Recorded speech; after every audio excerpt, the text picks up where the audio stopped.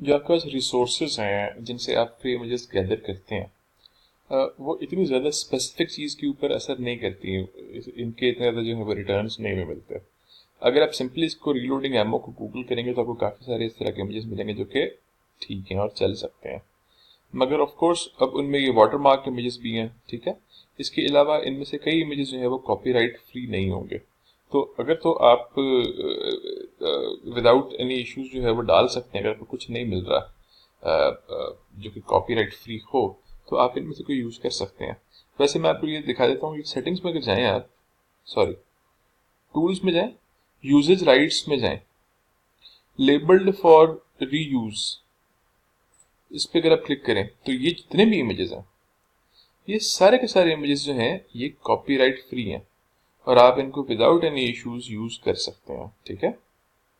Labelled for reuse वाले, you can use these images.